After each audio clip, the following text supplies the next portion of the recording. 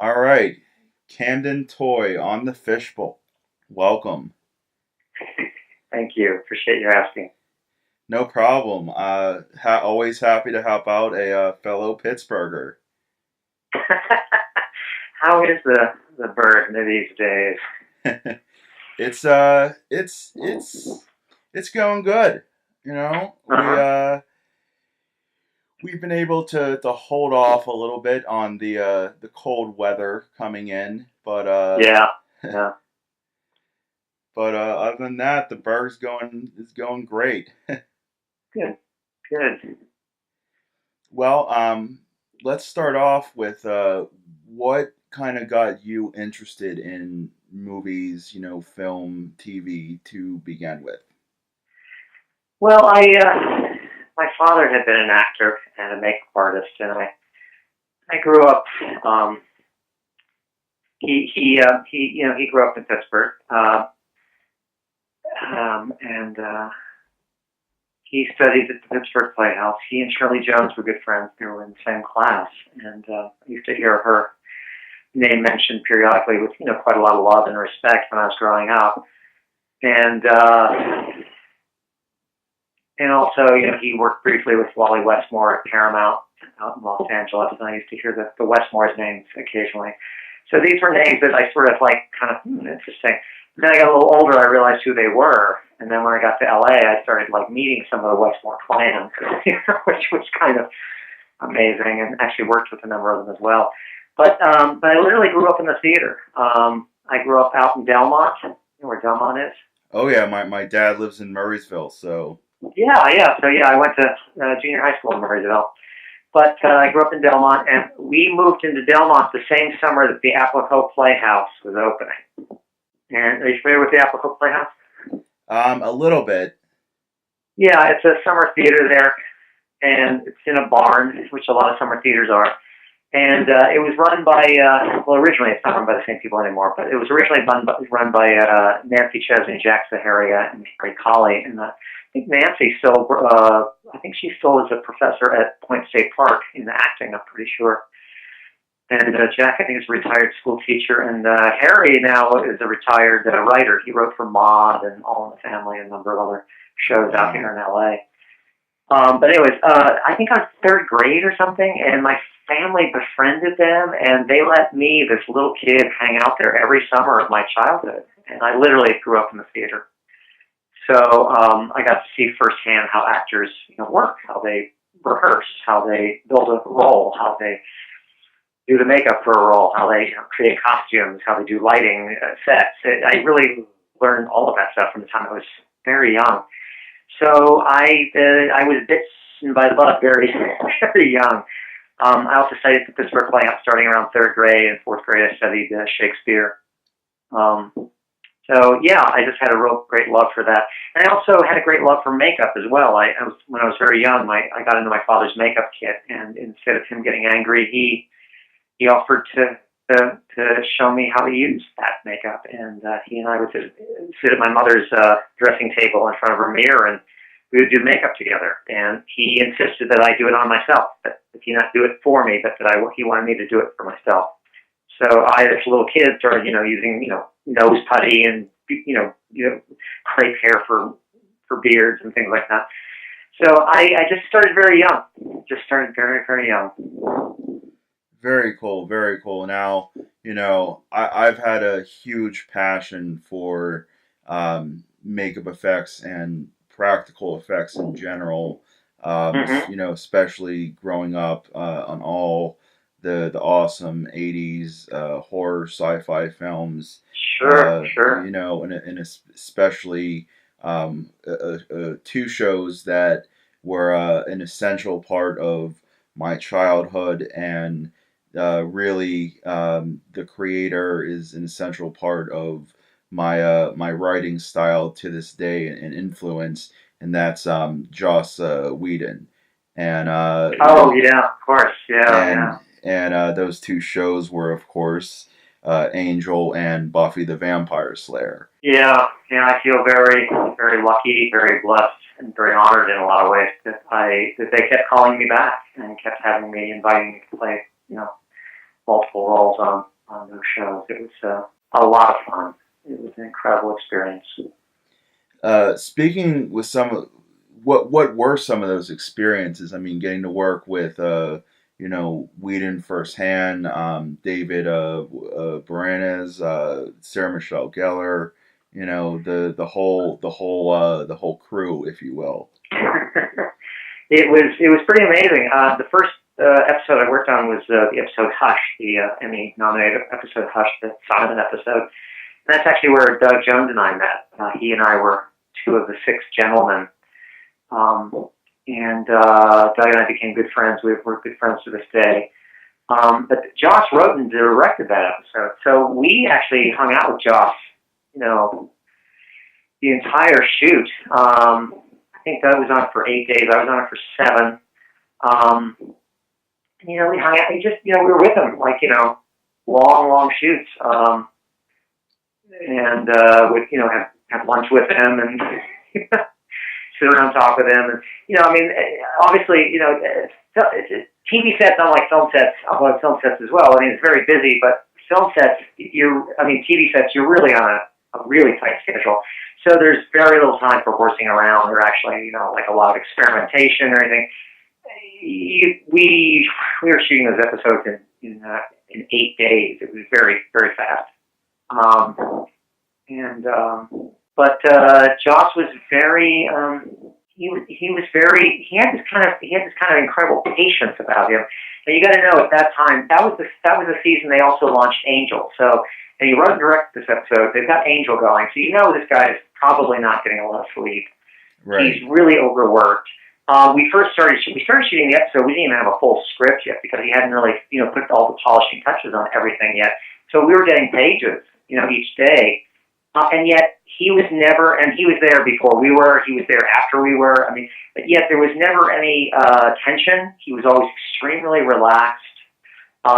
There was this one little sight gag that one of the props we were doing wasn't working one day. And, directors, I think, are notorious for getting upset and throwing temper tantrums. There was none of that at all. There was that kind of, I guess we have to move on. It was just like, wow. And of course, because he was like that, of course, he inspired us to work even more and harder and make things work, And then sure enough, the prop guys, within minutes of him saying that, they were, we got the audience job. Okay, cool. Shoot it, and then we move on, So he was incredibly generous. There was no pretense about him. He's just a very genuine person, He's very much a genius at what he does. But when he's working, he's very much about the work, which is lovely. It really was. It's funny because in that first episode I worked with the cast and crew of Hush. Most of the cast and crew were actually kind of scared of us. They didn't say that, but those creatures, the gentlemen, were actually in some ways scarier in person. Amber Benson, that was Amber Benson's first episode, and she actually was, I think, one of the only cast members that actually voiced it. Because we were I think Doug and I were clowning around with her one day, and she was like, "You guys are so friendly, but you're so scary." And we thought she was kidding, and I think it was her mother took us aside and said, "Guys, she's not kidding. She's really scary." We're like, "Oh, sorry, we thought she was kidding." And it turns out, the rest of the cast were too, because they do their scenes and then they would not hang around and talk with us. They just sort of go away. I think Mark Belucas was the only one that was "Hey guys, great to see you, glad you're here," and we'd sit around and chat with him. But the rest of the cast, they'd be we don't want to look at them. So I didn't really get to know the rest of the cast very well until I came back on the show in season 7 to play the skin-eating demon Gnarl. Gnarl, I did not have stunt double, so I had to do all my, which is fine. I love doing, the fighting and the wire work and whatnot. But that meant, I had to work really closely with Sarah. And Sarah, that was actually the first episode where Sarah and I really kind of got to know each other pretty well because, we did a lot of fighting together, even though we both had stunt double. She had a stunt double. I did not have that in that episode. I still did a lot of work with her. And of course, I'm, sitting on Allison Hannigan for a good bit of that episode. So I got to know Allie really well. Allie and I had a great time, and she was a great sport. And of course, since I'm sitting on her, I had to figure out how am I going to sit on her in such a way that this is not going to get really uncomfortable for her. Because the scenes where I'm sitting on her, I think we spent a good bit of a day shooting those. Right. So I'm literally like camped out on Allison Canyon for a day. So I had to figure out, okay, how am I going to do this so she's comfortable and I'm not physically hurting her, and because that would get tiring, I think, after a while, Right. But she was great. She used to every time I see her after that, she always be like, "You're my favorite demon." She was just a sweetie. It was kind of fun, funny, But I think it was when I came back later that season when I was playing the Uber Vamp, where and the Uber Vamp, I did have a stunt double. Ryan Watson played with my stunt double, even though I had to learn all the choreography. And Sean Medlin, the stunt coordinator, actually gave me a lot of latitude and a lot of input. He could have basically gone, "You're the actor, shut up, we're doing this," but he was not at all. He was very generous in allowing me to give input into it. And I have a background in a number of different martial arts, and I wanted to make sure that the Uber Vamp didn't move and fight like all the other vampires on the show. He was very much an animal, so I wanted to have it more swiping and more spinning kind of techniques, and so we worked a lot on that. But I remember one night, and we did a lot of late night shoots on that, and of course, there's a certain amount of waiting between setups, and Sarah and I would be sitting around chatting, and then suddenly one evening she went, "I still don't even know what you look like." And this is the third character I've done on the show, and I was like, "Oh, that's right. You only see me in makeup. That must be creepy." Because we got to kind of be friendly, but then suddenly one day she was like, "Oh shit, what do you look like?" So her makeup gal came into our makeup trailer the next day and asked Rob Hall, who was doing my makeup for that episode. Those episodes actually, if he had a picture of me, so Sarah could see me, and of course eventually there came a time where Sarah and I did spend a little bit of time when I was out of makeup, but because I got there much earlier than most people, and I usually left later than everybody because I was getting out of makeup, getting into makeup early in the day, getting out of makeup late in the evening, or vice versa, depending on whether we're shooting a day or an evening shoot. I just most people never saw me out of makeup. Occasionally when, I'd be walking around without makeup, I occasionally, like, security be like, oh, excuse me, sir. It's Camden. And they, "Oh, Camden," So, but the cast and crew were very much, they've been together a long time, so they were very much a family, and they very generously welcomed me into that family and made me feel very much at home. And I don't think that always happens on television shows. So I was very lucky that and blessed that did happen. Very, very cool. And, I'm a huge fan of Doug Jones as well. Oh yeah, Doug, amazing performer, amazing human being. He's one of those few people that literally just brings light and love everywhere he goes. Right. He's just an amazing. And I've been trying to get Doug on the show, and I would still love to do that. But Hush is probably my favorite episode out of the entire Buffy the Vampire Slayer series. I think it's definitely the scariest, and from what you just said, I think that's just. And there's just something about the way Joss filmed it. The concept. That one. I can still go back and watch that episode and really be like not scared anymore. But I'm like, they don't really like put stuff on TV like this anymore. No.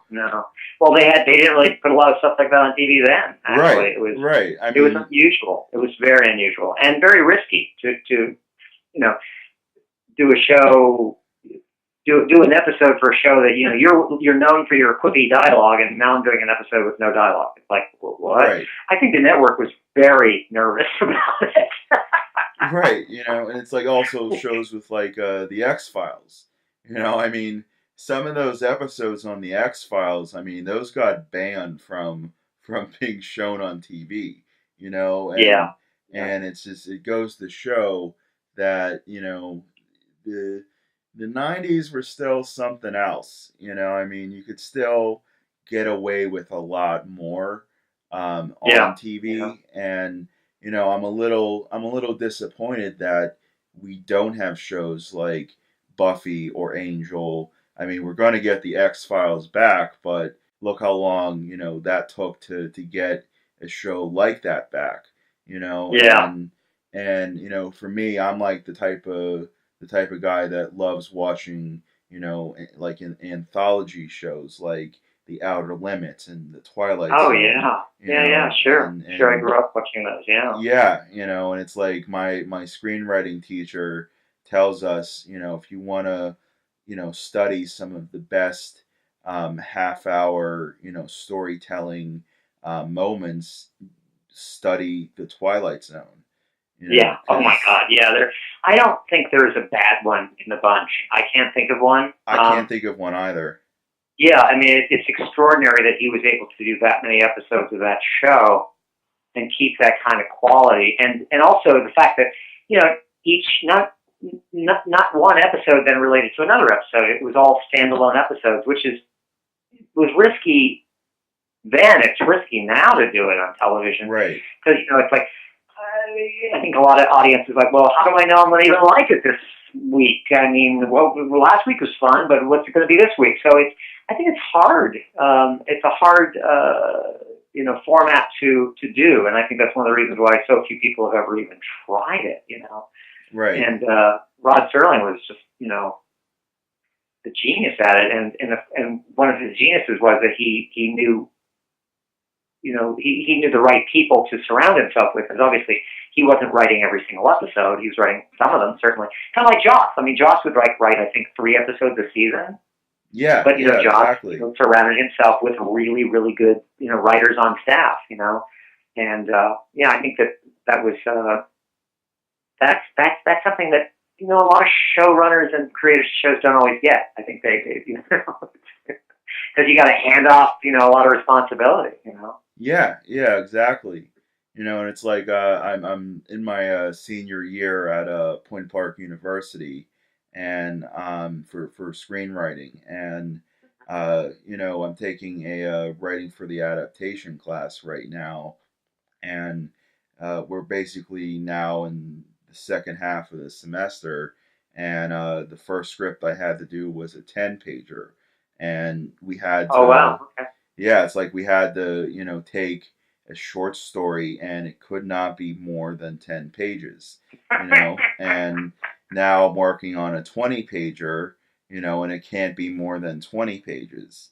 Yeah, 20 And pages is almost exactly a half an hour episode yeah, with yeah, with exactly. commercials. I think it's 20. It's like 20 to 22 pages. Yeah, yeah, Is pretty much a half hour with of course with commercials show. right. Yeah. And it's tough, I mean, to get, a really good story, into 10, 20 pages, Yeah. depending on what you're writing for. I mean, it can be really tough and daunting, but at the Well, same time, yeah, yeah, it can be As Josh fun, would say, you got to kill your babies. Yeah, yeah. Luckily, I'm a big reader, so I had that covered, Hmm. but I mean, I'm a huge fan of all the classic horror sci-fi writers, but I especially like the ones that are in the public domain, like Lovecraft, like Oh yeah. Yeah. Ambrose Bierce, um, Sure. like Bram Stoker and Mary Shelley, the classics. I mean, it like really shocks me that You might. there's all these just awesome public domain short stories or novels, that people just don't think to read anymore, and then therefore they can take that stuff and adapt it with no problem if a Yeah. studio wants to pick it up because it's public domain, and that's it. Just shocks me that there's all this great literature out there, and nobody is really kind of like saying to themselves, well, let's start like reading some of this stuff and adapting it. Well, at least me, and I hope a few others. But and that's some of my like disappointment with a lot of horror movies that have come out really from like the 2000s to now. I Yeah. think there's only been a handful. One of them being, in my opinion, the only one out of the 2010s to really impress me and be like, I can probably now go back and get up to the point of watching this movie 1,000 times, like I've watched Predator, like I've watched so many other films, and that was actually Joss Whedon's The Cabin in the Woods. Oh yeah. Yeah. It's just Yeah.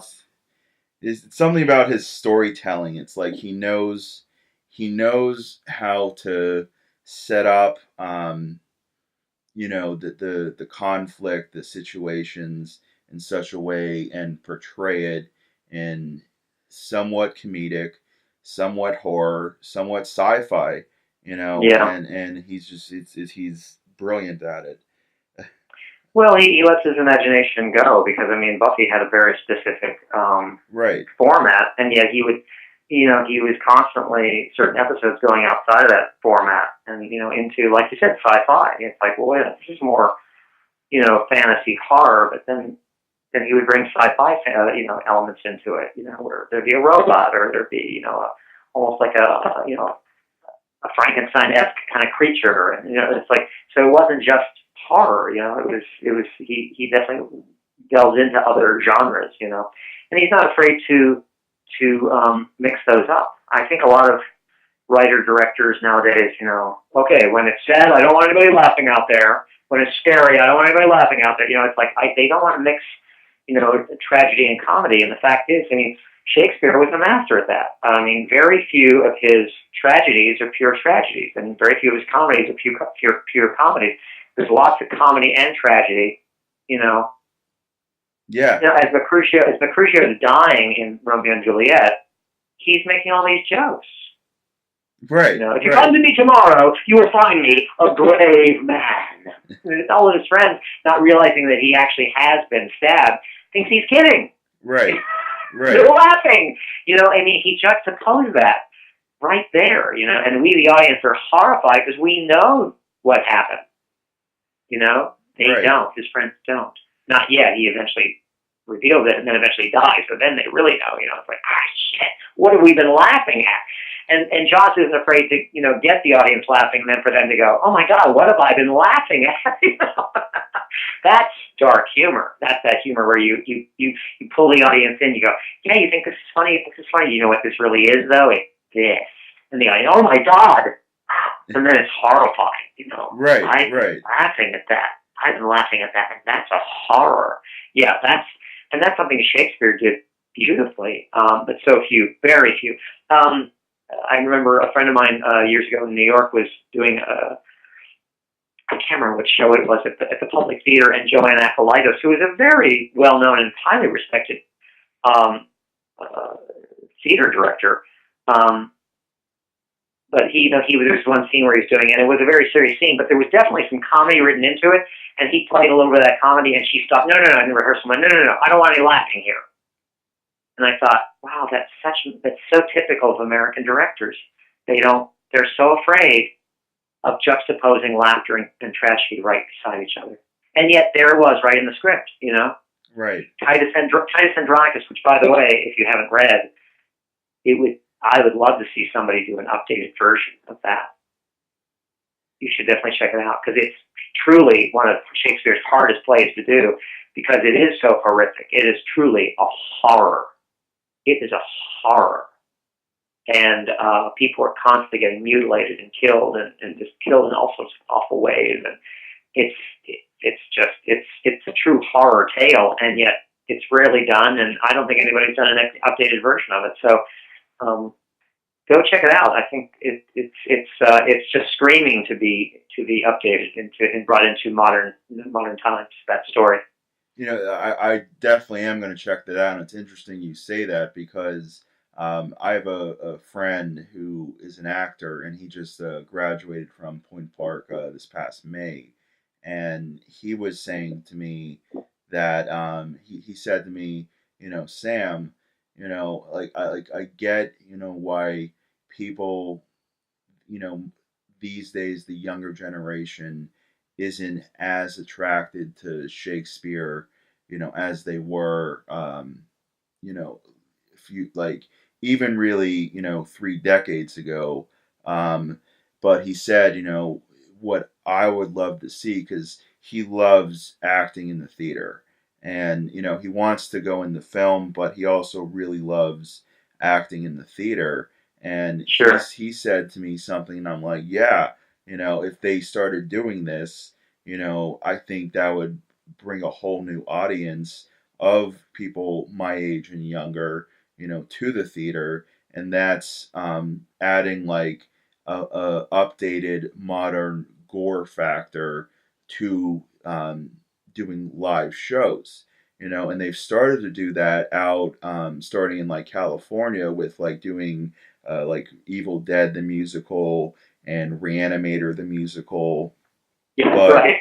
like that stuff, like that to me, because I did 3 years at community college, doing technical theater. So my background is in theater and in screenwriting, and Hmm. it's my biggest issue with the kind of said, well, I would much prefer to do film over this, is the fact that, all the plays that were being done were either, Shakespeare that's been done, to death, or Hmm. musicals. And, I'm not really a fan of musicals, but Shakespeare, it's like I get because being a writer, you have to know Shakespeare. And to me, it's like if I saw, it doesn't even have to be a horror play, but if you saw like gore, added into um, modern plays with you know, practical effects and all that, I think that would attract, such a huge younger audience to start going to plays again, and the theater and all that, and not just Hmm. limit theater to basically being really Shakespeare and musicals. Well, it's sad that in our country we don't really have a tradition of theater going the way they say they do in England. I mean, we just Right. and I lived in New York for many years. We're in a small theater in New York, and even in New York, arguably the theater capital of the United States, even there we didn't really have a truly a tradition of going to the theater. And in England, it's really a part of people's lives. The way going to a baseball game is here, or going to a soccer game, or going to watching football on TV. It was really a part of people's lives that I'm going to the theater, and that didn't just mean like in London it's the West End, and in New York it's Broadway. That means some of the smaller theaters. It means off Broadway, off Broadway, or as they call it in London, the Fringe. It even means pub theaters, like little theaters behind pubs. There's just there's this rich history and tradition of theater there that we unfortunately just don't have. I mean, we had a bit of it during the time of vaudeville, vaudeville theater, where Oh vaudeville yeah, performers, yeah, of course. and even and that tradition died a number of years ago, and sort of continued in Vegas to some extent. But now, even most of the Vegas shows, it's rare you find a vaudeville-esque show in Vegas, because vaudeville shows are, it's a combination of many different acts. And in Vegas now, it's Cirque du Soleil, or or different full length shows. You don't really have the vaudeville-esque shows anymore. So once vaudeville died in this country, I think live theater was just not something people thought about a lot, unfortunately. And also, it's very expensive a lot of times. And yet, I know in Pittsburgh there are a lot of small little theaters. I would encourage all your Pittsburgh listeners to check out some of those smaller theaters. Check out the nights that they have half price tickets. I know that in LA everybody just thinks it's film and television, but the fact is we have, I think, literally hundreds of small theaters here. So there's, plenty of small theater, and it's. I would, encourage people to seek out the unusual stuff and the stuff that you may not even recognize. To go, that's not a show I recognize. Those are the shows I think you want to go to because you're more apt to be surprised as opposed to seeing once more another production of Glengarry Glen Ross, which is nothing wrong with that, but I think that's a show that's been done many times, and I think a lot of people have seen it many times. That's what attracted me to a theater in LA called Theater of Note, which I was a member of for a number of years. Because the Theater of Note did original work. I mean, occasionally they would do a classic, like something from Shakespeare or Chekhov, but mostly it was original work, and I loved that. So yeah, that's to me, that's exciting stuff. Yeah, and that I'm really thankful that my friend is, an actor, because it gets me out to go see, the plays that are not Shakespeare, all done to death. It's not musicals.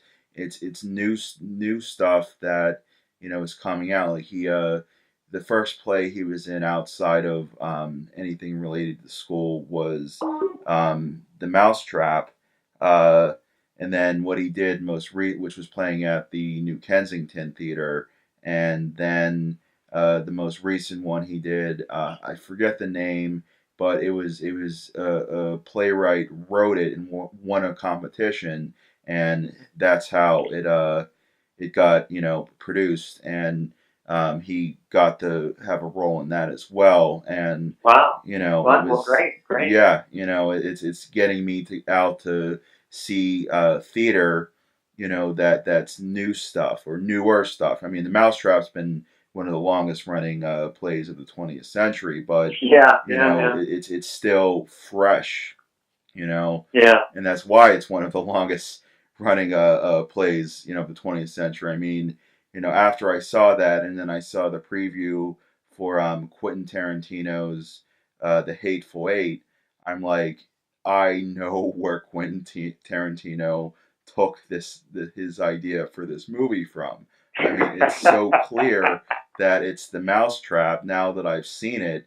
I mean, Yeah. even the characters, the setting, that's what it is. And it's just it's great to know, that I can still be introduced to new things that Yeah. are theater Sure. that people are still taking from. Yeah. Yeah, Tarantino is really, I mean, he's a genius at taking, other ideas and sort of making, kind of amalgamating them and then making them his own. I mean, Kill Bill was greatly influenced by a film called Lady Snowblood, which if you haven't seen, I highly recommend. And it's a female samurai revenge film. Right, right. It's very, very similar. Um, Character to the bride in Kill Bill, although not the same history as the bride, but has some similarities. And she's out for revenge, and she's a master at what she does. And if you haven't seen it, Lady Snowblood, I highly recommend it. I'm definitely gonna have to check that one out. And there are two of them. There's Lady Snowblood, and there's Lady Snowblood 2. 2 is okay, but the first one is just a masterpiece. Right. And also, what's interesting about Lady Snowblood, you'll recognize a few pieces of music that Tarantino actually uses in Kill Bill. Awesome. That I know what I'm watching like, next. I was like, oh, is that where he got it? Awesome. Yeah. Awesome. Well, Camden, I'd like to thank you for coming on the Fishbowl. And, thank you. And spending some time with Sam Fish. Yeah. And if in your travels at Point State Park, inquire if my friend Nancy Chesney is still teaching there. I'm actually going to class on Tuesday, and I'm gonna ask my teachers if she still teaches there. So, Yeah, yeah, yeah. well, it's been If you see her, tell her I said hello. oh, I haven't seen her in years. absolutely, absolutely. I'll be like, if she still works there, and I find out, I'm Yeah, gonna seek her yeah. out, and I'm gonna be like, hey, you don't know me, but guess who I talk to? Camden Toy. Yeah, I met her when I was oh my God, I think I was in third grade. I think when we first met, and she watched me grow up. I mean, she was a big part of my childhood because I spent so much of my childhood at that theater. You know, Yeah, yeah. I mean, it's theater is where it all starts. yeah, You can't yeah, have film without the theater, and that's a fact. yeah. Awesome. Well, thank you again, Camden, for coming on the Fishbowl. Thank you. If Appreciate it. at a later point you'd like to do another follow up interview, I'd love to talk about Sure, some more of your stuff. sure, anytime. Awesome. Thanks again. Okay, well, you take care. You too. Thanks. All right.